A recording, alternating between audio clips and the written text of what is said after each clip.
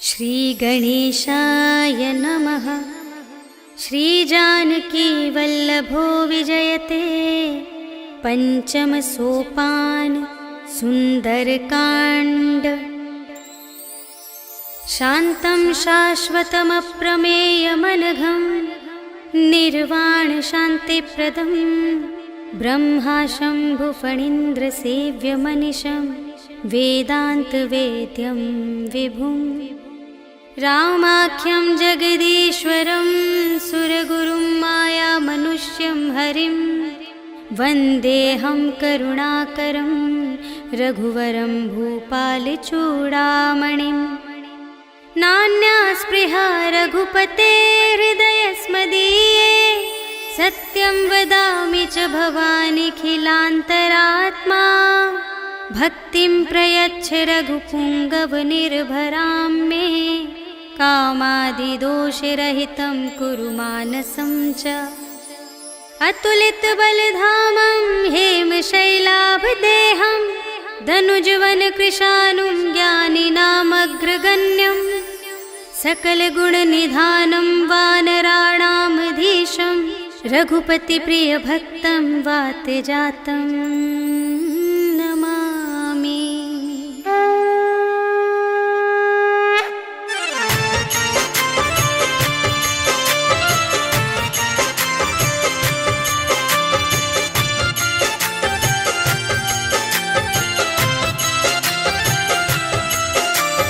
जामवंत के वचन सुहाए सुनि हनुमंत हृदय अति भाए।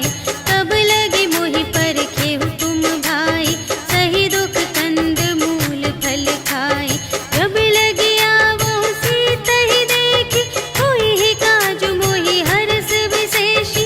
यह कहि नाई सबनि कहु माता चले हरखि अधरि रघुनाथा।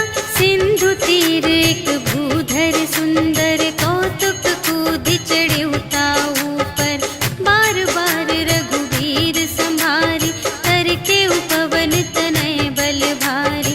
जेहि गिरि चरण देहि हनुमंता चले सुगा पाताल तुरंता। हिमि अमोघ रघुपति कर बाना एहि भांति चले हनुमाना।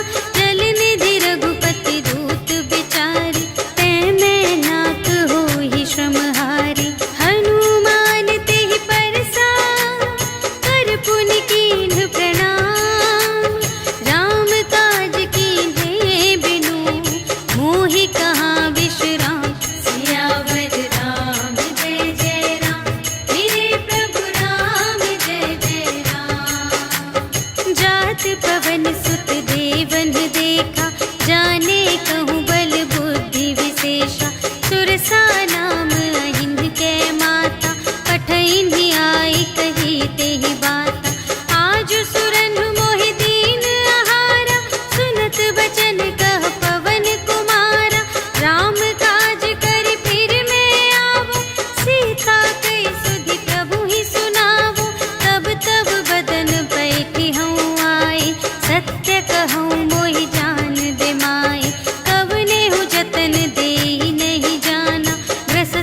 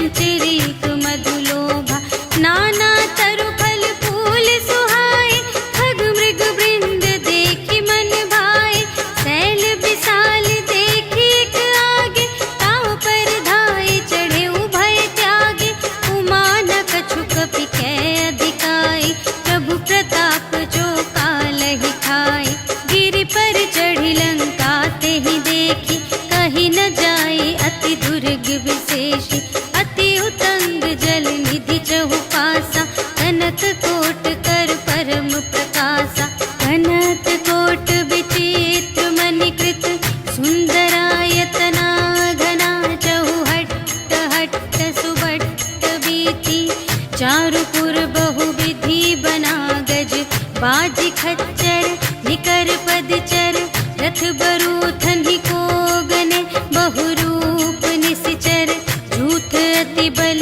सेन बरनत नहीं बने बन बाग उपवन वाटिका सर कूप बापी सोहहि नर नाग सुर गंधर्व कन्या रूप मुनि मन मोहहि कहूँ माल देह विशाल शैल समान अति बल गर्जहि नाना खारिन भिरहि बहुविधि एक एकन तर जहि करे जतन भट कोटिन विकट तन नगर चहु दिसि रचहि कहूँ महिष मानुष धेनु खर अज खल निसाचर भक्षहि यहि लागे तुलसी दास इनकी कथा कछुएक है कही रघुवीर सर तीरथ शरीरनि त्यागी गति पै हहि सही पुर रखवारे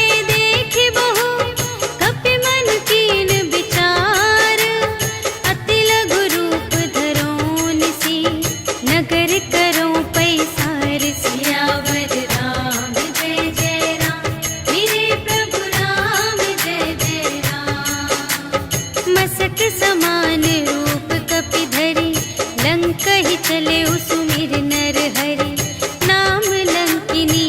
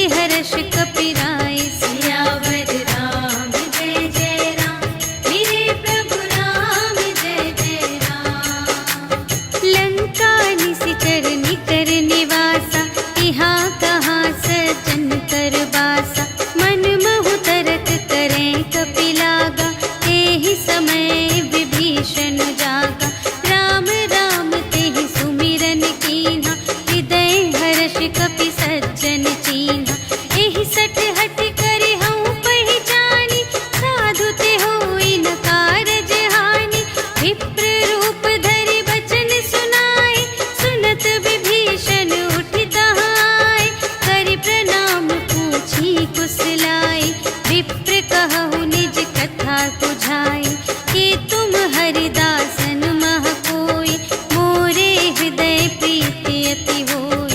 कि तुम राम दीन अनुरागी, आयहु मोहि करन बड़ भागी। तब हनुमंत कही सब राम कथा निज नाम, सुनत जुगल तन पुलक मन, मगन सुमिर गुण ग्राम। सियावर राम जय जय राम, मेरे प्रभु राम जय जय राम। सुनहु पवन सुत रहनी हमारी, जिमि दस नन्हि महु जीव बिचारी। तात कबहु मोहि जानी अनाथा, करिहै कृपा भानु कुलनाथा। तामस तन कछु साधन नाही, प्रीति न पद सरोज मन माही। अब मोहि भा भरोस हनुमंता, बिनु हरि कृपा मिलहि नहीं संता। जो रघुबीर अनुग्रह कीन्हा, तो तुम मोहि दरसु हठि दीन्हा। सुनहु विभीषण प्रभु कै रीति, करहि सदा सेवक पर प्रीति। कहहु कवन में परम कुलीना, कपि चंचल सबहि विधिहीना। रात लेहि जो नाम हमारा, तिहि दिन ताहि न मिलै आहारा। अस में अधम सखा सुनो, मोहु पर रघुबीर। कीन्ही कृपा सुमिरि गुण, भरे बिलोचन नीर। सियावर राम जय जय राम, मेरे प्रभु राम जय जय राम। जानत हूँ अस स्वामी बिसारे, हिरहित काहे न होहि दुखारे। एहि विधि कहत राम गुण ग्रामा, पावा अनिर्वाच विश्रामा। उनि सब कथा विभीषण कही, जेहि विधि जनक सुता तह रही। तब हनुमंत कहा सुनु भ्राता, देखि चहऊँ जानकी माता। जुगति विभीषण सकल सुनाई, चले पवन सुत विदा कराई। करि सोई रूप गयो पुनि तहवा, वन अशोक सीता रह जहवा। देखि मनहि महु कीन्ह प्रणामा, बैठे ही प्रीति जात निस जामा। रिस तनु शीस जटा एक बेनी, जपति हृदय रघुपति गुण श्रेणी।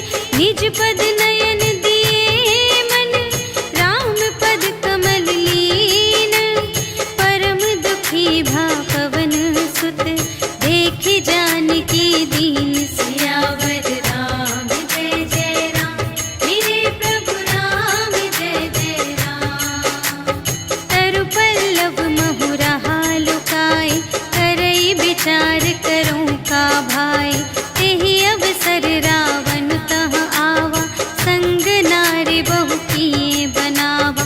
बहु विधि खल थी तहि समुझावा, साम दान भय भेद दिखावा। कह रावण सुन सुमुखि सयानी, मंदोदरी आदि सब रानी। तब अनुचरी करऊँ पन मोरा, एक बार बिलोक ममोरा।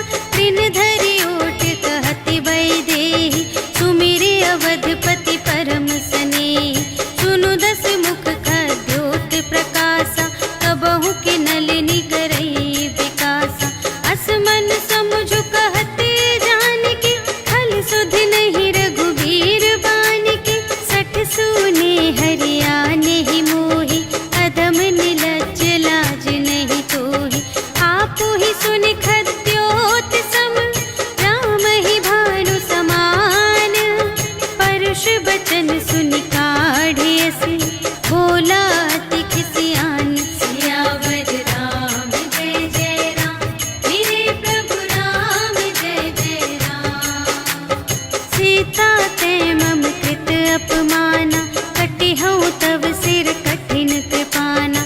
नाही त सपदि मानु मम बानी, सुमुखी होति नत जीवन हानि। श्याम सरोज दाम सम सुंदर, प्रभु भुज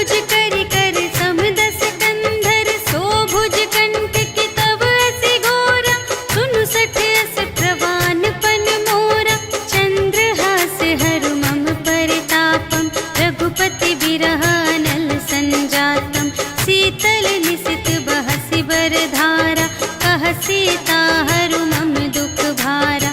सुनत बचन पुनि मारन धावा, भयतनया कहि नीति बुझावा। कहिसि सकल निशिचरिन बुलाई, सीतहि बहु विधि त्रास हो जाई। मास दिवस महु कहा न माना, तो मैं मार बिकाढ़ी कृपाना। भवन गयौ दस कंधर, यहाँ पिसाचिन वृंद।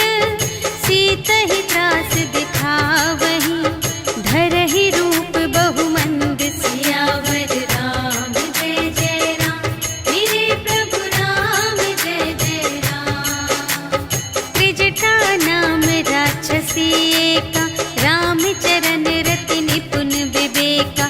सबन्हु बोली सुनाए सपना, सीतहि सेई करहु हित अपना।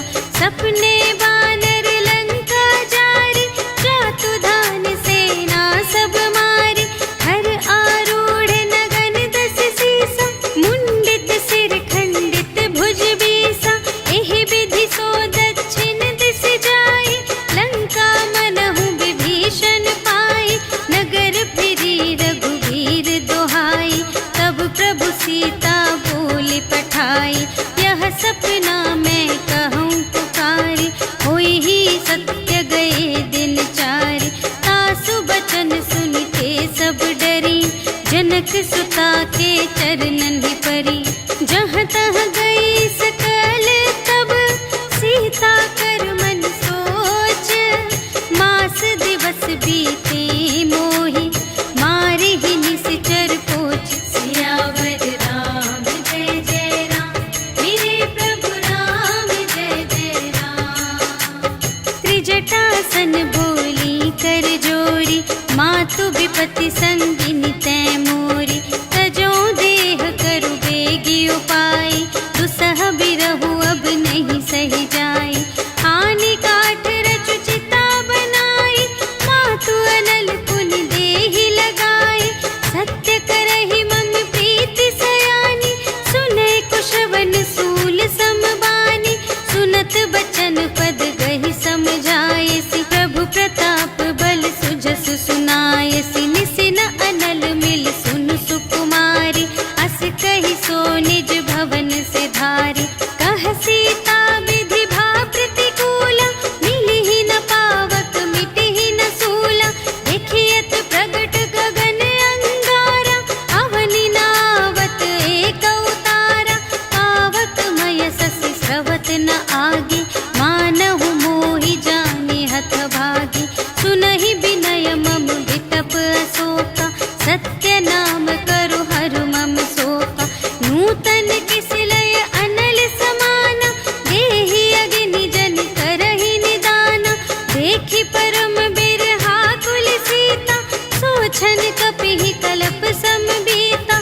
कपि करि हृदय विचार, दीन्हि मुद्रिका डारि। तब जन अशोक अंगार दीन, हर्षि उठी कर गहेउ। सियावर राम जय जय राम, मेरे प्रभु राम जय जय राम। तब देखी मुद्रिका मनोहर, राम नाम अंकित अति सुंदर। चकित चितव मुद्री पहचानी, हर्ष विषाद हृदय अकुलानी। जीति को सकई अजय रघुराई, माया ते असि रच नहीं जाई। सीता मन विचार कर नाना, मधुर बचन बोले हनुमाना। रामचंद्र गुण बरने लागा, सुनतहि सीता कर दुख भागा। लागी सुने श्रवण मन लाई, आदि हुते सब कथा सुनाई।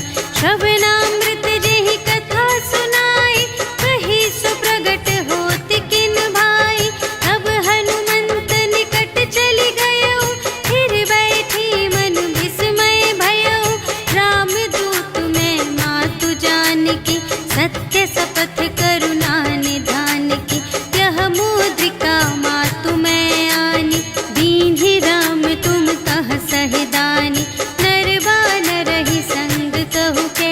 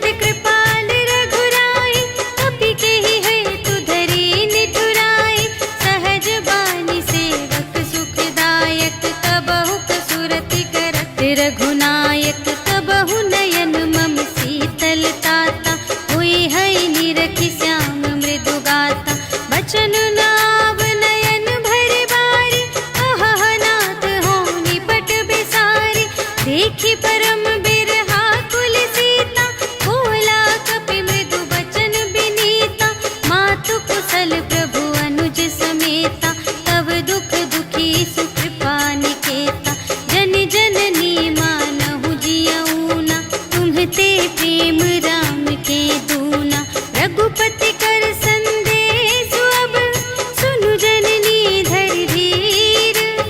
अस कहि कपि गद गद भयउ भरे बिलोचन नीर। सियावर राम जय जय राम, मेरे प्रभु राम जय जय राम।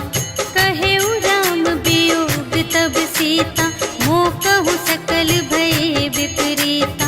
नव तरु किस लय मनहु कृसानु, काल निसा सम निसि ससि भानु। उबलय विपिन कुंत बन सरिसा, पारद तपत तेल जनु बरिसा। जे हित रहे करत तेहि पीरा, उरग श्वास सम त्रिविध समीरा। कहेहु ते कछु दुख घटी होई, आहि कहो यह जान न कोई। तत्व प्रेम कर मम अरु तोरा, जानत पिया एक मन मोरा। सो मन सदा रहत तोहि पाहि, जानु प्रीति रसु इतने ही माहि। प्रभु संदेश सुनत बै देहि, मगन प्रेम तन सुध नहीं तेहि। कह कपि हृदय धीर धरु माता, सुमिर राम सेवक सुख दाता। पुर आनहु रघुपति प्रभुताय, सुनि मम बचन तजहु कदराय। निशिचर निकर पतंग सम, रघुपति बानु प्रसानु। जननी हृदय धीर धरु, जरे निसाचर जान। सियावर राम जय जय राम, मेरे प्रभु राम जय जय राम। जो रघुबीर होति सुधि पाई, करते नहीं विलंब रघुराई। राम बान रबिउए जानकी, तम बरूथ कह जातु धानकी। अब ही मातु मैं जाऊं लवाई, प्रभु आय सुनहि राम दोहाई। अछुक दिवस जननी धरु धीरा, कपिन सहित आई हैं रघुबीरा। निशिचर मारि तोहि लय जय हैं, तिहु पुर नारद आदि जसु गए हैं। हैं सुत कपि सब तुम्हि समाना, जातु धान अति भट बलवाना। मोरे हृदय परम संदेहा, सुनि कपि प्रगट कीन्ह निज देहा। कनक भूधरा कार शरीरा, समर भयंकर अति बलबीरा। सीता मन भरोस तब भयउ, पुनि लघु रूप पवन सुत लयउ। सुनु माता शाखा मृग, नहीं बल बुद्धि विशाल। प्रभु प्रताप ते गरुड़हि, खाई परम लघु ब्याल। सियावर राम जय जय राम, मेरे प्रभु राम जय जय राम। मन संतोष सुनत कपि बानी, भगति प्रताप तेज बलसानी। आशीष दीन्हि राम प्रिय जाना, ओहु तात बलशील निधाना। अजर अमर गुण निधि सुत होहु, करहु बहुत रघुनायक छोहु। करहु कृपा प्रभु अस सुनि काना, निर्भर प्रेम मगन हनुमाना। बार बार नायसि पद सीसा, बोला बचन जोरि कर कीसा। अब कृत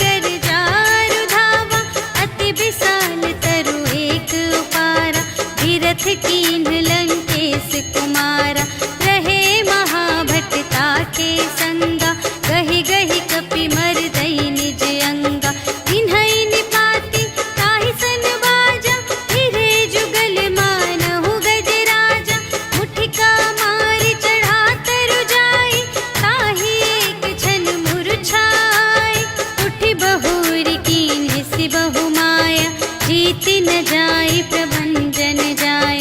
ब्रह्म अस्त्र तेहि सांधा कपि मन कीन्ह विचार। जो न ब्रह्म सर मानव महिमा मिटई अपार। सियावर राम जय जय राम, मेरे प्रभु राम जय जय राम। ब्रह्म बाण कपि कहूँ तेहि मारा, करते हूँ बार कटक संघारा। तेहि देखा कपि मूर्छित भयउ, नाग पास बांधे सिलय गयउ। जासु नाम जपि सुनहु भवानी, भव बंधन काटहि नर ज्ञानी। आसु दूत की बंध तरुआवा, प्रभु कारज लगी कपिहि बंधावा। कपि बंधन सुनि निश्चर धाये, कौतुक लागी सभा सब आए।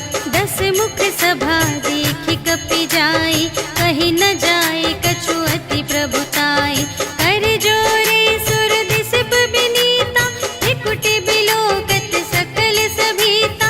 देखि प्रताप न कपि मन शंका, जिमियहि गन महु गरुड़ असंका। कपिहि बिलोकि दसानन, बिहसा कहि दुर्बाद। सुत बध सुरत कीन्हि पुनि, उपजा हृदय विषाद। सियावर राम जय जय राम, मेरे प्रभु राम जय जय राम। कहलन केस कवन तै कीसा, केहि के बल घाले सिबन कीसा।